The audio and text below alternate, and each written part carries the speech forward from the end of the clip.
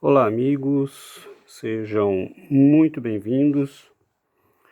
É sempre um grande prazer encontrá-los e podermos partilhar estes momentos de reflexão. Nós estamos vivendo um momento de turbulência no nosso planeta e, obviamente, isso nos leva à necessidade de reflexão, à necessidade de pensarmos um pouco a respeito de tudo isso.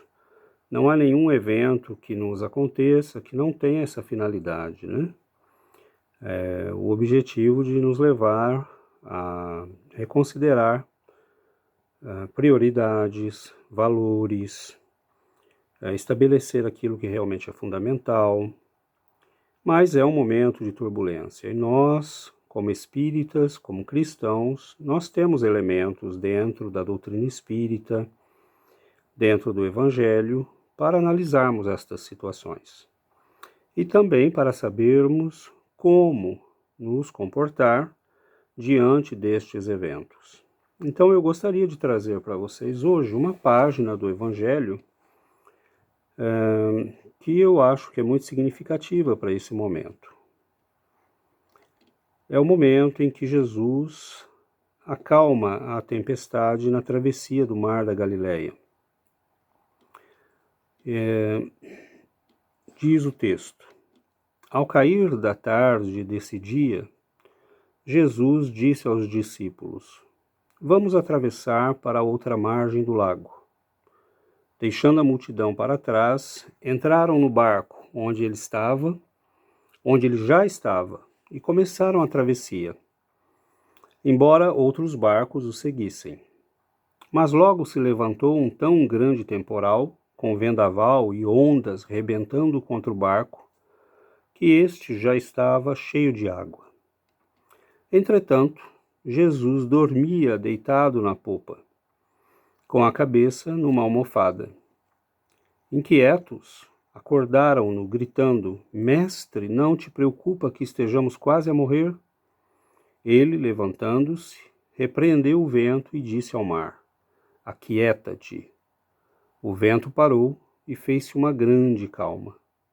E disse-lhes: Por que estavam com tanto medo? Ainda não têm fé? E tomados de grande espanto, perguntavam uns aos outros: Mas quem é este, a quem o próprio vento e o mar obedecem? Extraordinário, não? Realmente é uma das passagens, na minha opinião, uma das mais belas, porque Jesus revela quem ele é, a verdadeira natureza da sua missão. É extraordinário. E notem que Jesus, obviamente, estava fatigado, cansado naquele fim de dia, e para que ele pudesse descansar, e no caminho, né, na travessia para os compromissos que provavelmente o aguardavam do outro lado, ele decide atravessar o mar.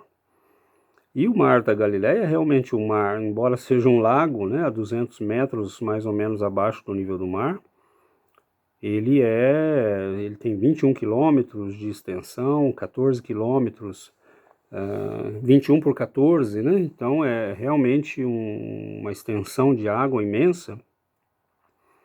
E os discípulos estavam acostumados àquela travessia, eram homens experientes, homens do mar, Simão Pedro, André, João, Tiago, todos eram pessoas muito habituadas ao manejo, né, da embarcação. A localização geográfica do Mar da Galileia nos mostra que ele estava sempre suscetível a tempestades repentinas, e isso era algo que eles também estavam habituados. Então é muito interessante porque os discípulos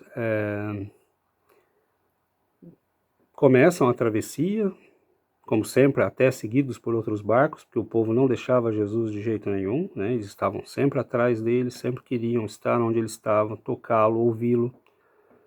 E naquele momento da travessia, a noite está caindo e começa um vendaval, com ventos fortíssimos, com um movimento das águas que começava já a colocar em perigo a embarcação, e aqueles homens tentam, usando os conhecimentos que possuem, usando a experiência que possuem, eles tentam fazer o controle da embarcação. Certamente tentaram distribuir o peso, certamente tentaram tirar a água, certamente tentaram controlar as velas. Enfim, homens habituados ao manejo do mar e das tempestades. E naquele momento, no entanto, eles estão vivendo uma situação imprevista, um tipo de tempestade ao qual eles não estavam habituados. Então é interessante porque a nossa vida é exatamente assim. Naquele barco, naquele momento, estavam homens que estavam habituados, que tinham inteligências diferentes, que tinham competências diferentes, que tinham conhecimentos, cada um somado poderia participar na resolução do problema, mas naquele momento eles estavam diante de um problema que, mesmo juntando todas as competências, eles não podiam resolver. Individualmente nós somos assim porque ao longo das encarnações nós vamos acumulando competências, conhecimentos, virtudes, mas há momentos da nossa vida em que não há nada que nós possamos fazer a não ser acordar o Cristo. Coletivamente é a mesma coisa. Notem que esse problema que nós estamos vivendo com o coronavírus, você vai chamar cientistas do mundo todo, você vai chamar especialistas, você vai chamar políticos, você vai chamar planejadores, mas há momentos e haverá crises na nossa situação humana e na nossa sociedade que mesmo a soma de todos os conhecimentos e competências não será capaz de resolver. Nestes momentos, um de nós tem que ter a humildade de dizer: acorda o Cristo. Individualmente, acordar o Cristo é acordá-lo na nossa alma. É aquele momento em que nós, depois de termos vivido muito, aprendido muito, nós reconhecemos que falta uma coisa, que é acordar o Cristo em nós.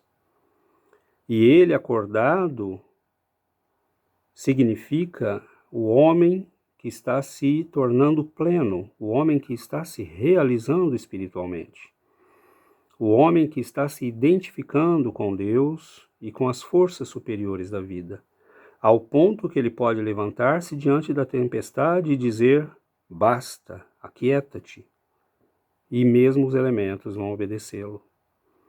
Então nós notamos que naquele momento os discípulos ainda não tinham essa autoconfiança e essa compreensão. Por isso o Cristo pergunta: ainda não tendes fé? Depois de vocês terem visto tudo o que viram ao meu lado, de terem caminhado comigo tantas léguas, de terem visto tudo o que é possível fazer, vocês ainda não têm fé. Precisaram acordar o Cristo, mas acordaram Cristo ali, na situação em que eles estavam, fisicamente, o homem Jesus que estava ali, materializado, o homem Deus encarnado diante deles. Mas o Cristo que precisava ser acordado naquela tempestade era o Cristo de cada um deles, o Cristo interno. Até quando estarei convosco? Ele perguntou várias vezes, querendo dizer: é preciso que vocês encontrem o caminho até mim, é preciso que vocês encontrem o caminho do Cristo dentro de vocês.